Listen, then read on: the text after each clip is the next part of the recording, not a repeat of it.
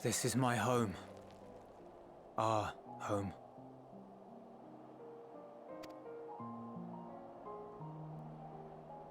At least it was, until that night. I was with Lord Quintus when the capital fell, and thus spared. My family, who did not own a radio, were less fortunate.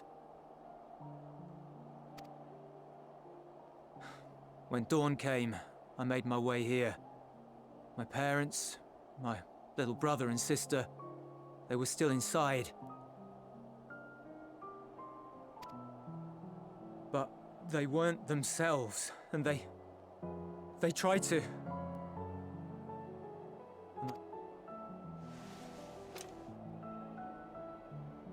I'd promised to take them away from the capital that very morning, to somewhere safe, to hide until the fighting stopped.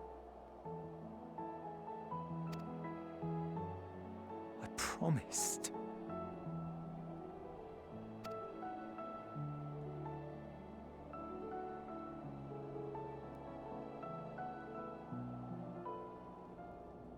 The Garlean flag bears a chain. The bonds between our countrymen.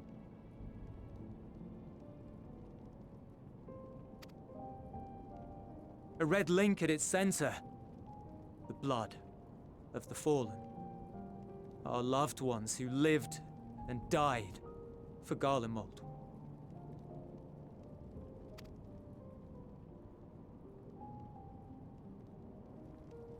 But if she too fell, who would be left to remember them and their sacrifice?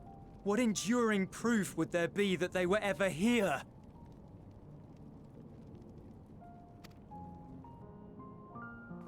If we had turned to your gods, would they have saved us?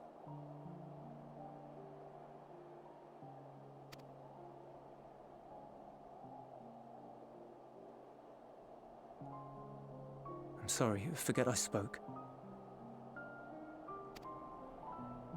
We should go.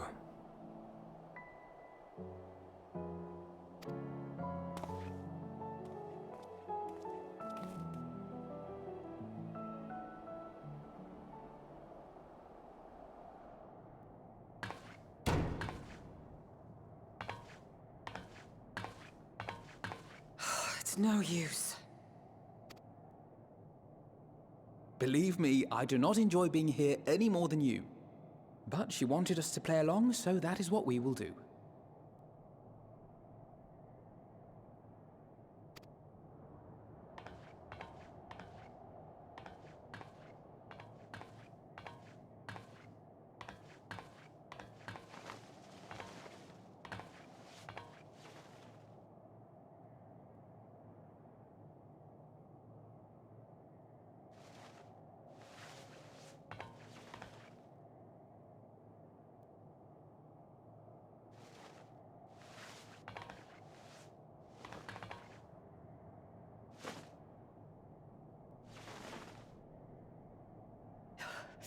So cold. Painfully so. Unbearably.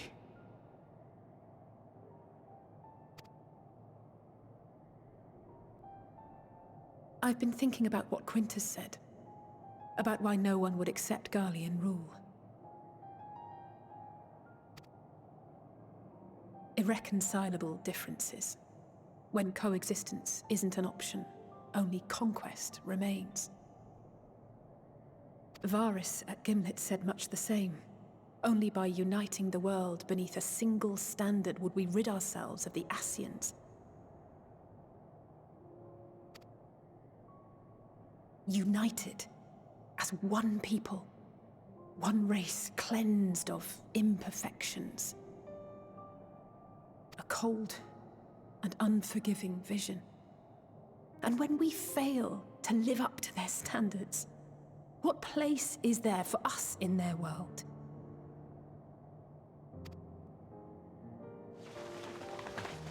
But the truly sad, truly frustrating thing is how damnably similar it all is to the lofty ideals of Father and the Forum. Non-intervention.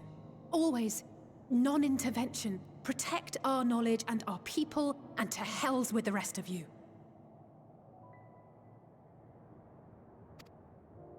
And yet, I can see how it happened. Varys and Father looked to their elders for guidance and took their virtues as their own. But for this world was of their making. In who else could they place their trust?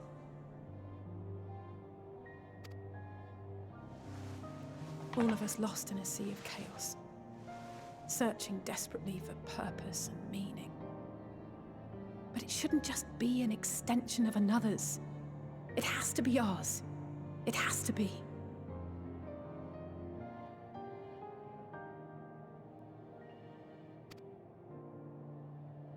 We all have a stake in this world.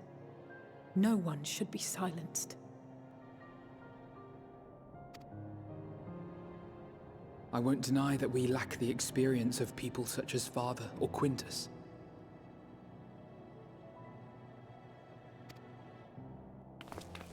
Perhaps they've come to see the world as a series of problems, and the most efficient way of solving them, to reduce everything to fundamental forms. A stone is a stone, a cloud, a flower, no more than that. Simple descriptions that strip the subject of distinguishing characteristics. A man is a man, divided according to race, creed, or allegiance, and to some, defined by such associations.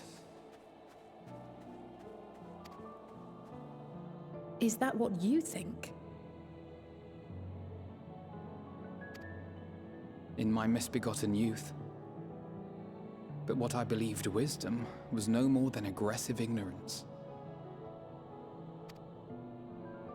I've since learned to look beyond the banners and the politics, to see people as individuals with their own hopes and dreams.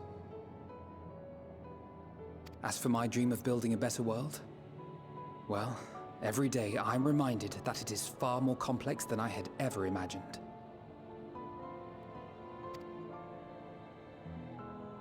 But it only spurs me onward, to find the wisdom and the strength to see it through to the very end.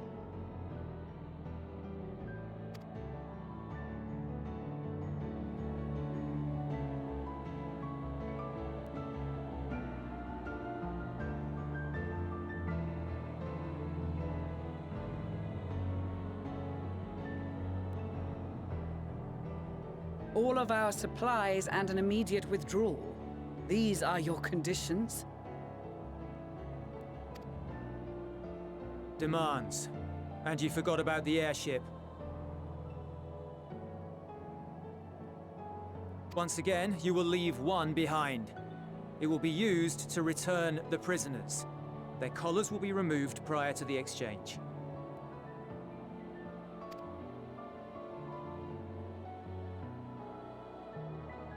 So in the end, not even Father's expertly worded rhetoric could deter you from your chosen course.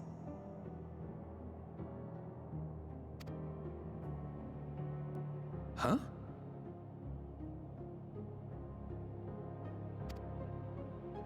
Not that I thought for a moment that it would.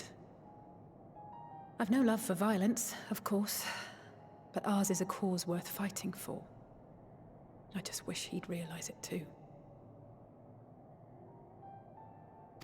Sometimes the only way to protect the ones you love is to take a stand, to refuse to suffer in silence.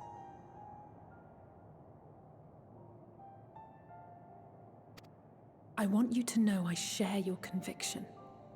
Whether it be on the battlefield or in the debating chamber, I won't back down. I guess what I'm saying is...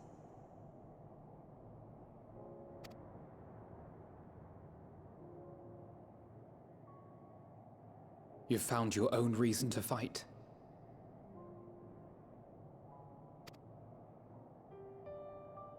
Yes.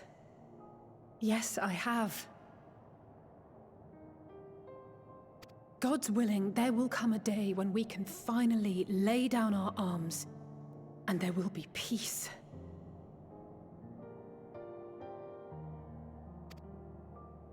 But but not until the Telophoroi have been defeated once and for all.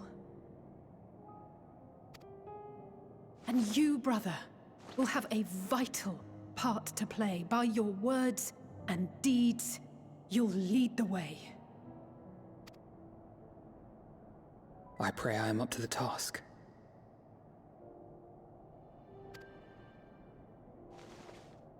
There'll always be naysayers. Those who think us fools for even trying. It's easy for learned elites to criticize earnest efforts and assert their moral superiority, all without offering alternatives.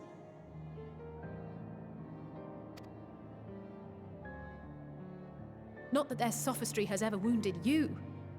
So stubborn and strong. Stronger than you even know. Don't ever change, you hear me? If you stumble, I'll be there to catch you. Or give you a thick ear. Maybe both, for good measure.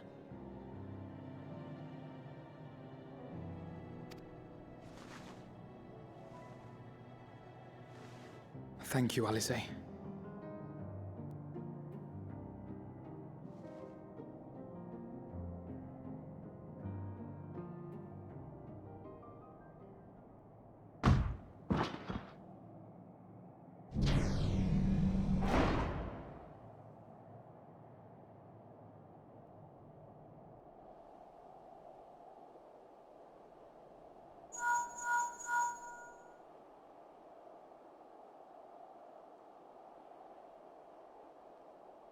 The scouts have secured Alice and Alphino. Their collars were removed without complication as well. They report no casualties, not for their party nor the guards, who will wake from their premature slumber in due course.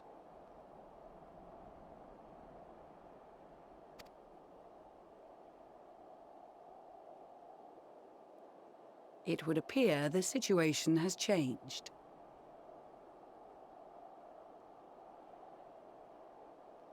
I propose new terms. We have information that will be of great interest to Lord Quintus, and I wish to speak with him in person.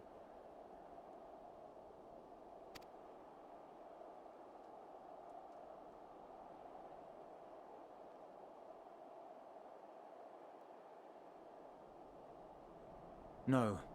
In the event you rejected our first proposal, we came prepared with a second.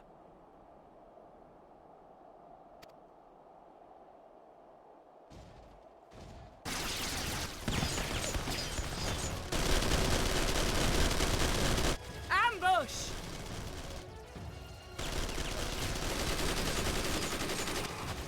More are coming! Make ready! We, the loyal soldiers of the First Legion, proud servants of Garlemald, of the fallen Emperor Varys, shall safeguard these lands from the barbarian hordes until our countrymen return!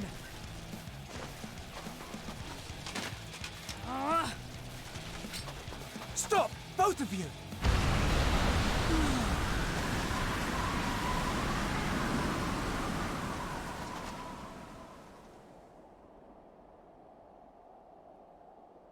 This child may be the worst emissary I have ever seen.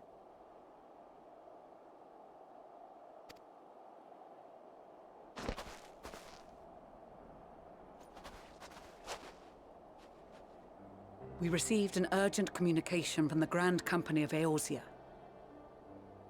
Envoys from the Imperial Army, led by members of the 10th Legion, came to Alamigo and requested an audience.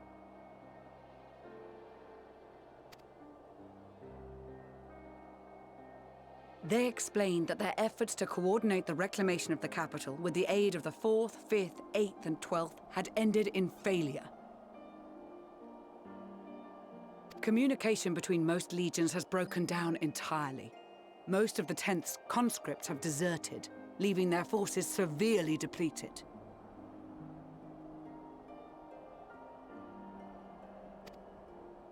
That is why, unable to continue the fight on their own, They and their allies turned to the Grand Company of Eorzea for aid. Lies!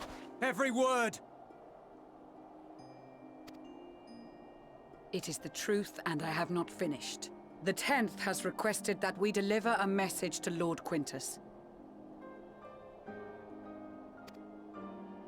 Have the ill stand down.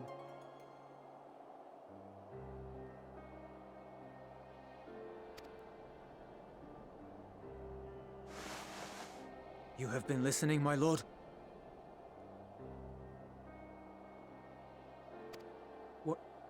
What are your orders?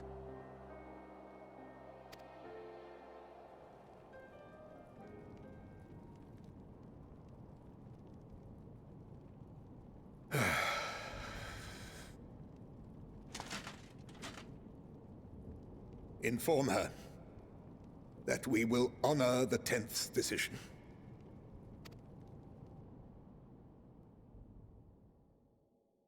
Bereft of hope, and now dignity.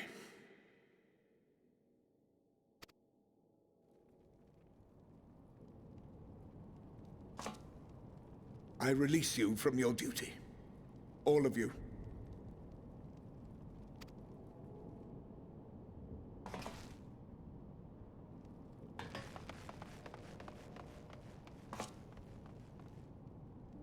I take solace, your radiance, in the knowledge you are not here to witness our debasement.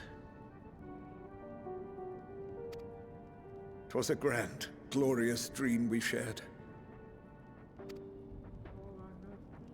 Of a world united, of peace and prosperity.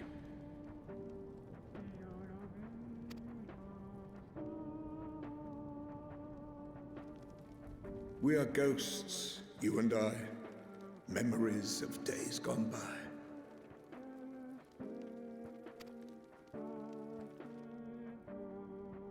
Bonds forged in blood that I will not see tarnished.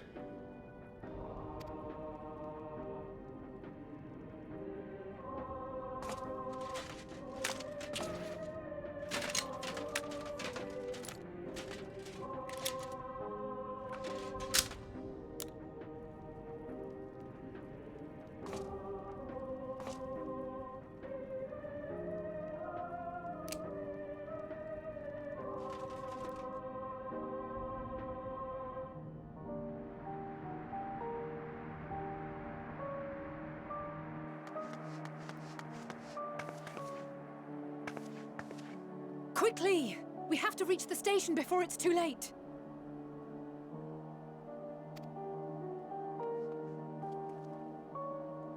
If there is still a chance that Quintus will agree to a truce, we must take it. I just hope we get there before he and his men do something rash.